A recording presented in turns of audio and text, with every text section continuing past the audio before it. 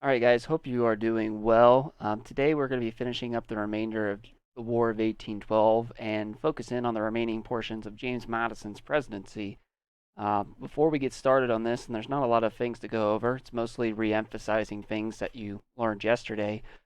If you haven't seen the crash course video yet with the War of 1812, I highly suggest you stop here, close this, or open up another tab, your choice, and do that first because I'm going to be referencing quite a bit in this video from the thing you should have watched yesterday.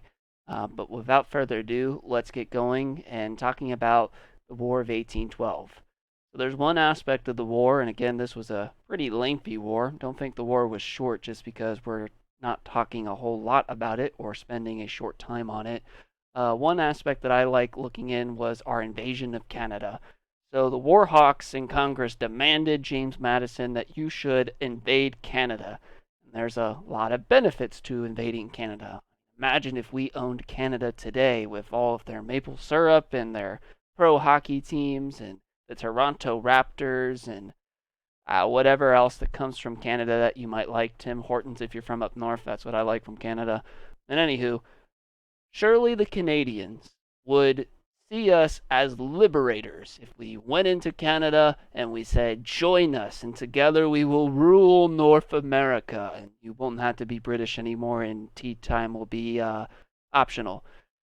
So, a general from the U.S. by the name of William Hull decided to invade Canada through Detroit, or Detroit now because of the English, but Detroit was French at one point. For some reason, when he got into Canada, William Hull had a lot of uncertainty about the whole operation. He was unsure if they could pull off such a victory and ultimately end up retreating. The video talks about it a lot more in detail. And then the British took advantage of this, and William Hull's army will be surrounded and forced to surrender. The biggest point is in our initial invasion of Canada, where the Napoleonic Wars are still happening in Europe, so Britain is not even fully focusing on us yet.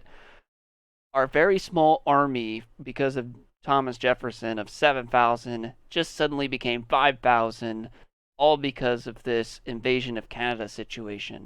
Fortunately for us, we have a little bit of a general here by the name of William Henry Harrison who stops the British and strikes back at Lake Erie and forces the British back into Canada where they belong, and will get a huge victory at the Battle of Thames. Does that name, William Henry Harrison, sound familiar?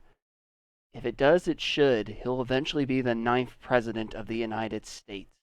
A lot of generals eventually do play the politics game. You'll see more before the end of this video.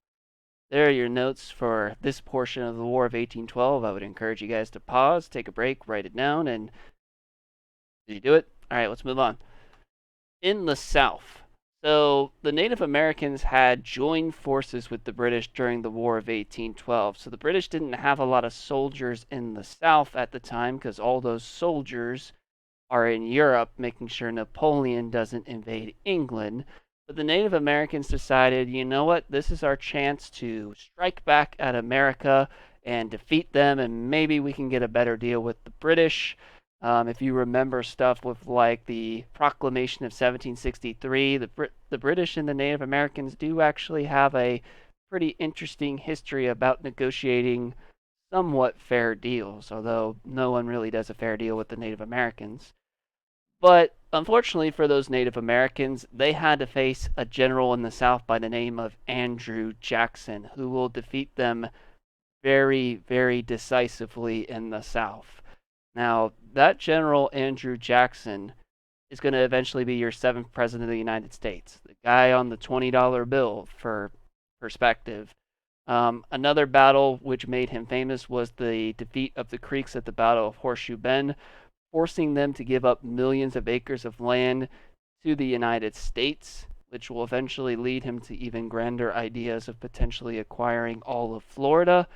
But long story short, the Native Americans made a poor choice of allying with the British in this case because Andrew Jackson will show them absolutely no mercy. There are your notes on Andrew Jackson and the Native Americans in the South. Again, keeping it kind of really simple, not going through major battles of the War of 1812. the video went through all of that with you guys. And then there came the next year of the war, specifically in 1814, when the British had finally defeated Napoleon. It took 7 tries to get that guy to finally stop being Napoleon, but once Napoleon was no longer an issue, the British could now focus their entire military on the United States of America.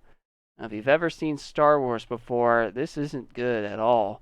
Very likely, if Napoleon kept fighting the British indefinitely, the United States would have won the War of 1812 because the British would have never sent more troops than they could to the U.S.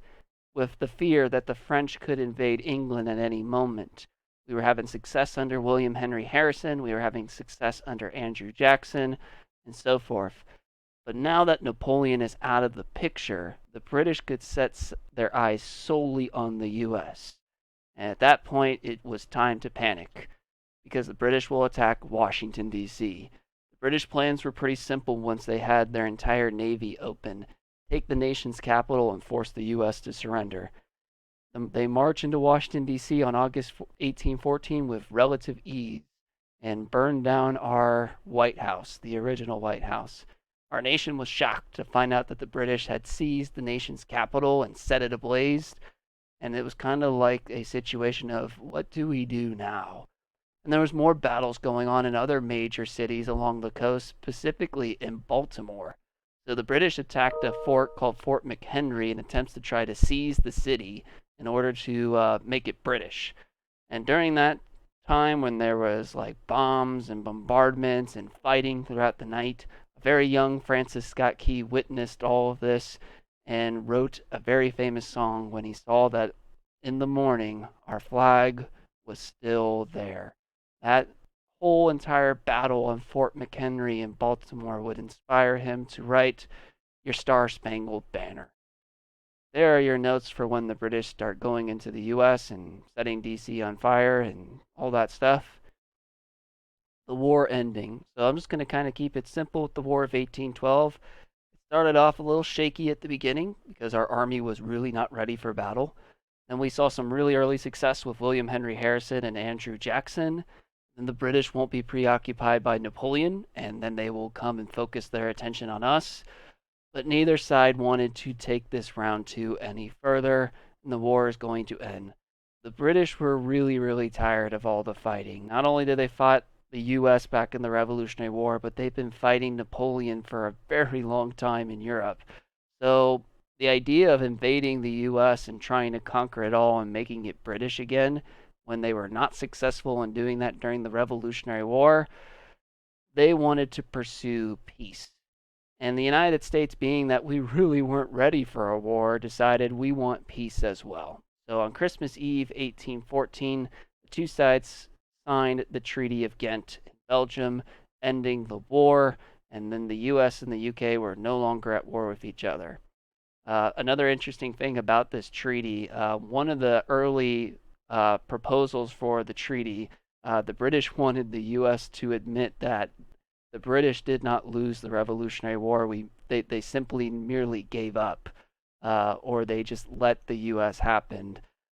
If you remember anything that I told you guys about the British have only lost one war before, there's a lot of pride in that, and they wanted to make that record undefeated.